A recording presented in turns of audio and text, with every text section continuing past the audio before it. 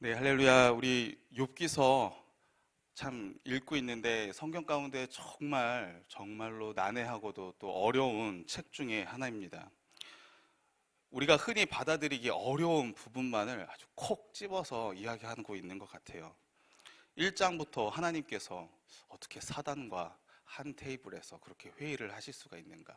어떻게 하나님께서 악의 근원인 사단과 함께 할 수 있는가? 아주 우리로 하여금 의문점을 갖게 만들죠. 그리고 또 아니 그렇게 의로운 욥이 도대체 왜 그런 고난을 당해야만 하는가? 이러한 어려운 부분들은 우리 성도들로 하여금 이 신앙의 방향을 참 잡기가 어렵게 만들기도 합니다. 하지만 우리가 이 욥기를 잘 이해하고 욥기서가 우리에게 말하고자 하는 바를 우리가 이해하게 될 때 우리는요 하나님에 대해서 이전과는 다른 더 깊고 더 성숙한 이해를 하게 될 것은 자명합니다. 그러기에 오늘은 이 욥과 세 명의 친구들 이야기 속에서 이 세 명의 친구들의 그 신앙의 이면에 생각하고 있는 것들을 함께 좀 나눠보려고 합니다. 욥기서가 어렵게 느껴지는 또 다른 이유는요, 이 세 명의 친구들과 욥이 이야기하는 그 내용의 방대함 때문이에요. 이 4장부터 27장까지 욥과 세 명의 친구들이요 한 번씩 이야기를 합니다. 총 3번의 이야기를 해요. 마주보면서 3번의 이야기. 그런데 문제는 너무 비슷한 이야기를 계속, 그리고 너무나 당연한 이야기를 반복적으로 하고 있는 거예요. 그리고 또 어떨 때는 시처럼 쓰기도 하고요, 어떨 때는 산문처럼 쓰기도 하면서 너무 헷갈리게 만듭니다. 그리고 또 하나는 이 3명의 친구들이 말하는 요지가 이 앞에 구약의 하나님의 말씀과 같은 맥락의 이야기로 들리기 때문에 분명 이들이 비난하고 정죄하고 잘못하고 있는 건 알아요. 근데 하는 말들이 또 고개를 끄덕이게 하는 말들을 이야기하고 있습니다. 그리고 또 하나, 우리는 1장에서 욥의 고난의 원인을 우리가 알고 있어요. 그렇죠? 그렇기 때문에 그가 외치고 있는 그 소리들이 역시도 그렇게 이야기할 수 있지, 충분히 그렇게 생각하기 때문에 누가 잘못하고 누가 잘못 말하고 있는지에 대해서, 무엇이 선이고 무엇이 악인지에 대해서 확실하게 구분하기가 어렵습니다. 그래서 욥기서가 도대체 우리한테 뭘 이야기하고 있는가라는 것을 우리가 이해하기가 어렵게 느껴지는 거예요. 그런데요, 그 안에도 분명하게 특징들은 있습니다.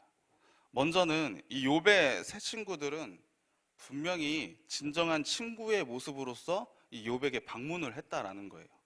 욥이 막 무너져 갈 때 앞에 온몸에 막 들창이 일어나고 자식들은 죽어가고 가지고 있는 그 재산들은 다 사라져가고 죽어가고 할 때, 막 무너져 갈 때 다른 이들은 오지 않았어요. 뒤편에 욥이 이야기하는 거 보면은요, 다른 이들은 도리어 욥이 막 부자이고 재산이 많았을 때 막 도와줬었던 이런 사람들이 도리어 욥이 힘들어지고 가난해지고 하니까 도리어 조롱하고 비웃고 대적하는 모습으로 막 나오게 됐다라는 거예요. 무시하는 모습으로.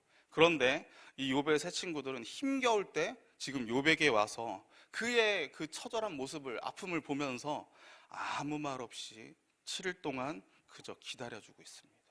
아무 말 없이 와서 기다려주고 있어요. 이들은 진정 욥을 생각하고 어떤 면에서는 욥을 너무나도 사랑하는 친구들이었다라는 것입니다. 그리고 이 욥과 세 친구들이 이 설전을 하게 된 그 이유 역시도 마찬가지예요. 3장에서 욥이요 탄식을 합니다. 자기가 태어나지 않았더라면, 자기가 자신에게 주어진 자녀들이 태어나지 않았더라면, 자신이 하나님께 이 복을 받지 않았더라면, 하나님께서 빛을 주시지 않고 생명을 주시지 않았더라면 이런 고통을 당하지 않았을 텐데, 막 이런 식으로 이 고통 가운데 있는 욥이 탄식을 해요. 자신의 삶 전체를 하나님께 원망의 소리를, 이런 소리를 하고 있기 때문에 이 세 친구들이 가만히 둘 수가 없었던 것입니다. 그러기에 이 세 친구들은요 진정 욥을 사랑하고 욥을 위로하고자 했던 자들이에요. 그런데 어쩌다가 오늘 본문처럼 욥을 죄인이다, 너 죄졌잖아 라고 그렇게 아예 확정하면서 그렇게 말하게 되었을까요? 어쩌다가 위로가 이 극심한 비난으로 이어져 간 것일까요? 오늘은요, 이것에 대해서 우리가 단어 하나하나를 보는 것보다 전체 맥락에서, 전체 문맥에서 함께 나눠보도록 하겠습니다. 이 세 명의 친구들의 말을 들어보면요, 우리가 한 단어로 이야기할 수 있어요. 권선징악입니다. 권선징악. 선한 자에게 하나님은 복을 주시고 악한 자에게 하나님은 무엇을 주신다는 겁니까? 벌을 주신다는 거죠. 그러기에 지금 이 최악, 이 처절한 이 비참함의 고난을 겪고 있는 욥은 분명히 뭘 저질렀다라는 것입니까? 죄를 저질렀다라는 거예요. 죄.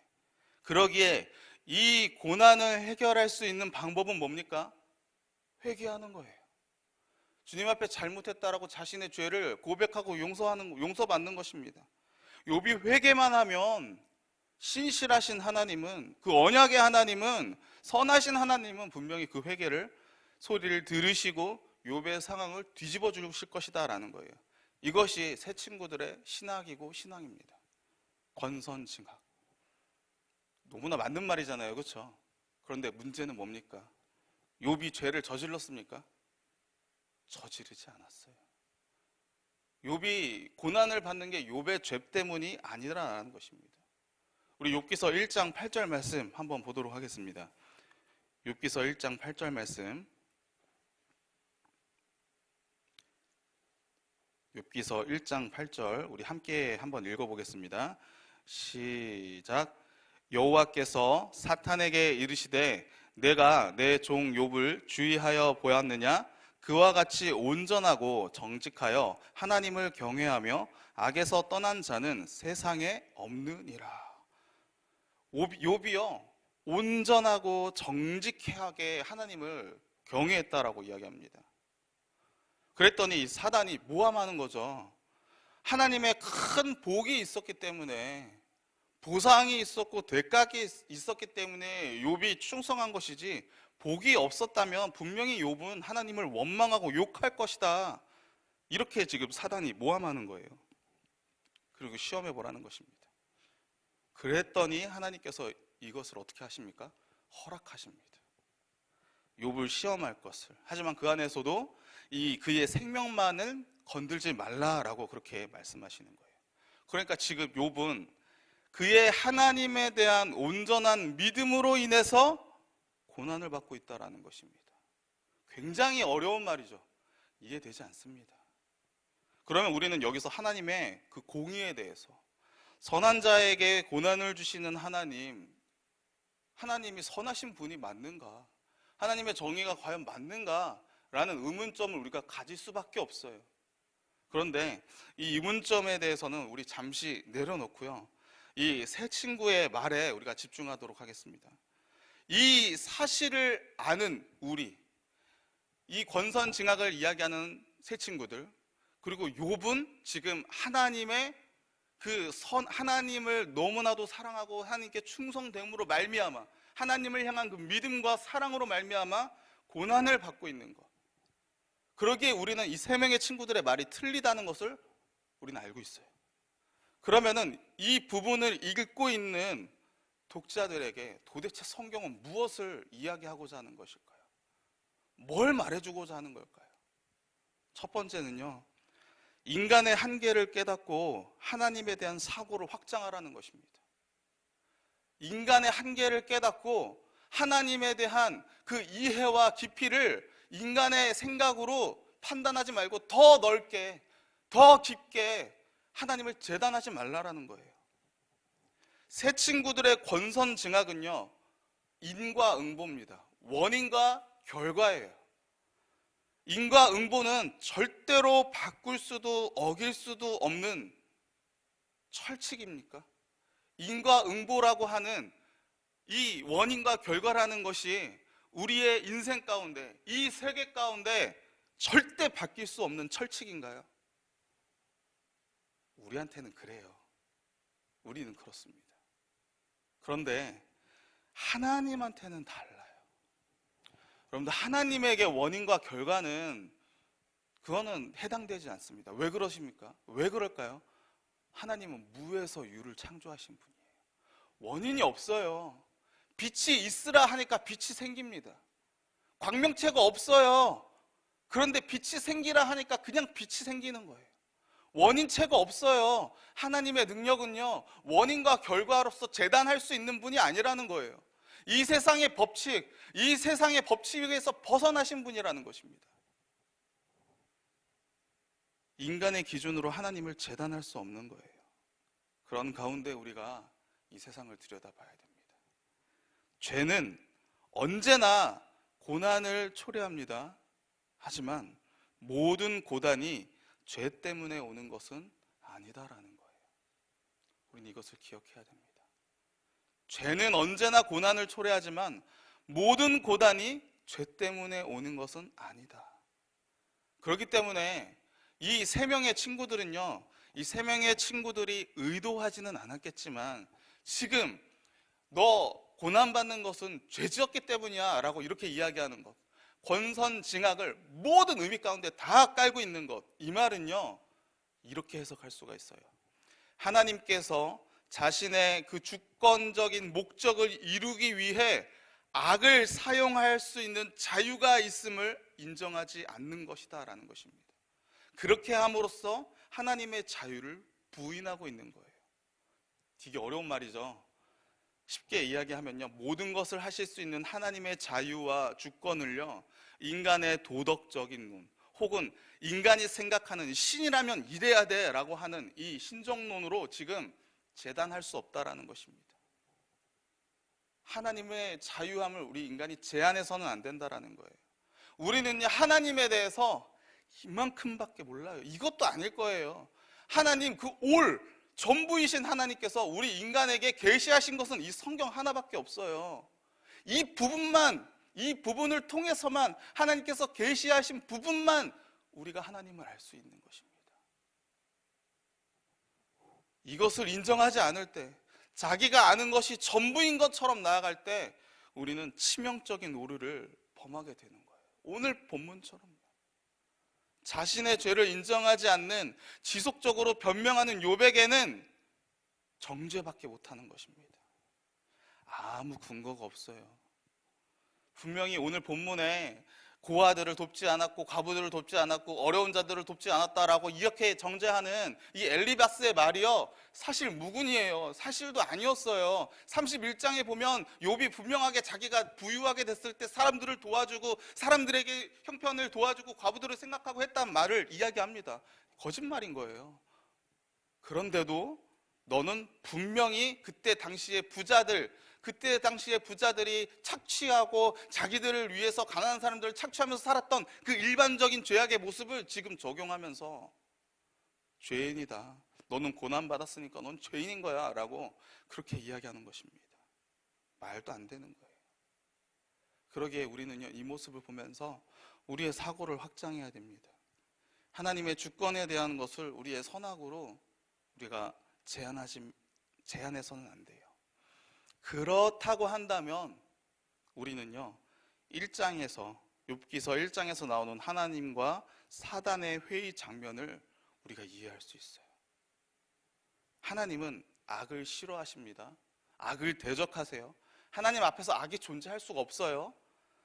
그런데 하나님의 주권 가운데 하나님은요, 자신의 선하신 뜻, 그 구원의 뜻을 이루기 위해서 사단마저도 도구로 사용하신다라는 것입니다.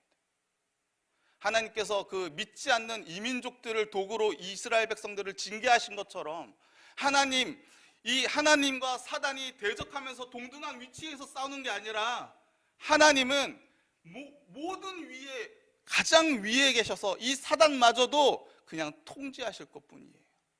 이미 멸망받을 존재입니다. 이미 심판이 예정되어 있어요. 이미 하늘에서 땅으로 그 무적행으로 떨어진 별이었습니다. 하지만 하나님은요, 자신의 선하신 뜻을 이루기 위해서 내버려 두시고 그 가운데 통제하시면서 그 가운데 사용하시는 거예요. 그러기에 우리는요, 하나님의 주권을 무엇보다도 우선적으로 생각할 줄 알아야 됩니다. 이것을 깨달은 자들만이 하나님을요, 재단하지 않아요. 하나님 어떻게, 누구는 구원하시고 누구는 구원하지 않으실 수 있어요? 우리가 무엇이길래 하나님을 판단할 수 있습니까? 우리가 무엇이길래, 피조물이 무엇이길래 하나님의 선하심을 판단할 수 있어요? 판단할 수 없어요. 우리가 이것을 기억을 해야 됩니다.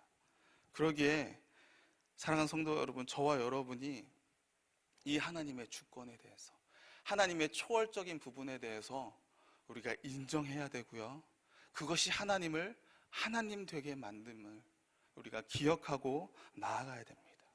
그럴 때 우리는 하나님에 대해 더욱 입체적으로, 더욱 깊숙이, 더욱 넓게 우리가 하나님을 섬길 수가 있어요.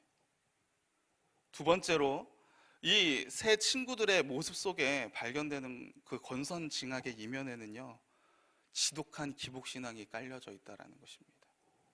선을 행하면 복을 받고 악을 행하면 벌을 받는다. 그러기에 복을 받기 위해서 선을 행하라. 너무나도 자연스럽게 우리가 쓰고 있는 말이죠. 그러면 복을 보상으로 주어지지 않는다면 아무도 하나님을 섬겨야 할 이유가 없다라는 것일까요? 여러분들, 복을 받으면 복을 받기 위해서 하나님을 섬겨라 라고 하는 이 말 안에는요, 지금 이 질문이 깔려져 있는 거예요. 복을 보상으로 주어지지 않는다고 한다면 하나님을 왜 섬겨? 라고 이렇게 이야기하는 말과 똑같다라는 말입니다. 1장에서 욥이 고난을 받는 이유, 믿음이지만 그 믿음이 보상 때문이냐라는 거죠. 사단이 모함하는 거예요. 보상 때문에 지금 이 욥이 믿음이 좋다라는 것, 보상이 없다라고 한다면 이 욥이 하나님을 욕할 거라는 것, 지금 요것 때문에 지금 고난을 받고 있는 거잖아요. 여러분들, 하나님께서 우리의 기도를 들어주시지 않으신다면 하나님 믿지 않을 겁니까? 하나님께서 우리의 가정사, 우리의 생활, 우리의 경제적, 자녀들의 성공, 이거 들어주지 않는다고 하나님 믿지 않을 거예요? 그런 거 아니잖아요. 그런 거 아닙니다. 하나님을 위한, 하나님 그 자체에 대한 신뢰와 목표, 하나님이 목적이 아닌 그저 나 중심적인, 그저 나를 위하여, 그저 이 땅 가운데 나의 구원만을 위하여 라고 한다면요, 우리의 이 신앙생활은 너무 걱정과 두려움과 근심과 시기와 질투로 점칠될 수밖에 없을 거예요. 하나님, 제가 저 사람보다 더 열심히 하는데, 제가 저 사람보다 더 교회 안에서 봉사도 열심히 하고요, 기도도 열심히 하고 예배도 더 많이 드렸는데요, 하나님 왜 저 사람만 기도 응답해 주십니까? 이런 게 수없이 나타날 거예요. 오늘 엘리바스가 욥이 무죄함 가운데 고난 당하고 있음을 받아들이지 않잖아요, 그렇죠? 욥이 무죄하다고 계속 나는 무죄라고 이야기하는데 받아들이지 않아요. 듣지도 않아요. 왜 그럴까요? 자신에게도 이와 같은 일이 일어나서는 안 되기 때문이에요. 욥에 비해 자신은 지금 안전해요. 상대적으로 보도를 받았다라고 생각을 하고 있을 겁니다. 자신은 선을 행하고 있으니까. 근데 욥의 무죄함을 인정하게 된다라고 한다면, 아니 순종을 해도 지금 고난을 받고 있네? 자기 자신은요? 자기가 아무리 선을 행하고 아무리 하나님의 말씀을 들어도 욥과 똑같은 고난을 당하고 있네? 라고 그렇게 생각될 것이기 때문에 그게 무서운 거예요. 그러고 싶지 않은 거예요. 그러니까 욥은 어떻게 해야 됩니까? 무조건 죄인이어야 되는 거예요. 그래야 자신에게 고난이 오지 않으니까. 고난이 올 거라고 생각 안 해도 되니까. 그러게 끔찍한 죄인이라고 마지막 부분에서는 비방하게 되는, 비난하게 되는, 사실 무근함에도 불구하고 그냥 비관하게 되는 이러한 모습으로 나아가게 되는 것입니다. 그러기에 사랑하는 성도 여러분, 우리가 벗어나야 돼요. 저와 여러분이 이 욥과 세 친구들의 이야기 속에서 하나님에 대한 것들, 우리가 기준이라고, 내 생각의 기준이라고 생각하는 것들로부터 우리가 벗어나야 됩니다. 그럴 때에 여러분들, 우리가 우리 주변에 있는 사람들에게 위로할 때 이런 모습으로 가지 않을 수 있어요. 비난하는 모습으로 가지 않을 수 있어요.